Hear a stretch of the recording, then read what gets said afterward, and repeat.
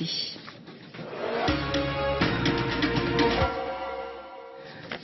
Herimana Mamatua Yehutapu, bonsoir. Bonsoir, Chita. Le Heiba est arrivé à son terme. Que retenez-vous de ces 6 soirées de spectacle? Eh bien, la qualité des prestations des groupes, je crois que ça fait l'unanimité. Nous avons eu cette année vraiment des prestations exceptionnelles. Et je sais que le jury a eu du mal à départager les différents groupes, puisque entre le premier et le 5e de la catégorie Huratau et Hurabatau, les différences de points sont relativement serrées. Donc, je pense qu'on peut que se féliciter d'avoir eu des prestations d'aussi bonne qualité et féliciter les groupes pour ça. Je crois que le public ne s'y est pas trompé, puisque nous avons eu toutes les soirées quasiment à guichet fermé. Il restait en tout cas peu de place sur certaines soirées. 3 soirées ont été à guichet fermé.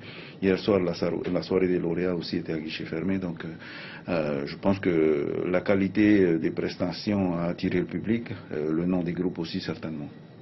On se retrouve donc. Herimana, nous avons eu cette année notre meilleur danseur. Il y avait un bon cru cette année? Oui, si j'en crois le jury, puisque les prix ont été décernés cette année, pour pouvoir obtenir le prix du meilleur danseur, il fallait dépasser les 80 points sur 100. Ce qui veut dire qu'il y a eu des candidats qui ont dépassé les 80 points sur 100 et le titre a pu donc être décerné, contrairement à l'an passé. Mais je pense qu'il faut retenir encore une fois le coup de choc, l'électrochoc peut-être que ça a été l'an dernier, et le fait qu'aujourd'hui on a vu quand même que les candidats ont été préparés. Contrairement à l'an passé où on a vu peut-être que les candidats étaient moins bien préparés que cette année. Là, la compétition effectivement a été. Il y a eu beaucoup plus de rigueur, le règlement a été respecté et puis surtout on a vu de véritables athlètes sur scène. John Meret avait fait remarquer que les soirées étaient trop longues, 3 groupes de danse, 2 groupes de chant chaque soir.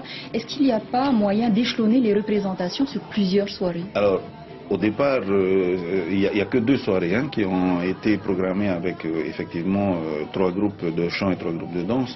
Au départ, on devait avoir 8 soirées de concours puisque nous étions à 19 groupes de danse et 17 groupes de chant et 8 soirées de concours pour accueillir tous ces groupes.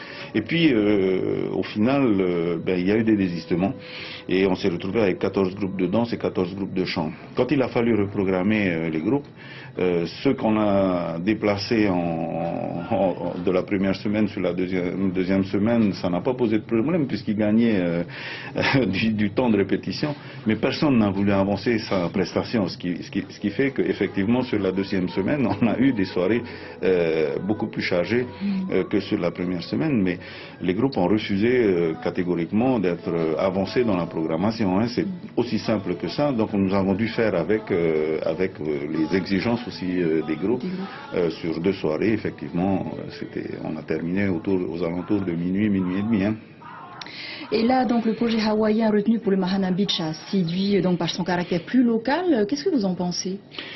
Je suis assez d'accord avec M. Eric Vaxeler qui dit qu'il faut aujourd'hui que l'on se lance un peu dans des projets touristiques ambitieux parce que c'est aujourd'hui le secteur économique porteur. On sait qu'il faut, je crois, dépasser les 300 000 touristes pour pouvoir relancer l'économie de ce pays. Mais le tourisme avec la culture et l'environnement sont aujourd'hui des secteurs qu'il faut absolument associer. Et bien sûr, ne pas oublier la population. J'ai beaucoup aimé dans la présentation le fait que les Hawaïens pensent aussi à associer ces populations locales dans le développement touristique. Le développement touristique ne peut pas se faire sans la population. Nous devons être associés et ne pas être étrangers au développement touristique d'une part.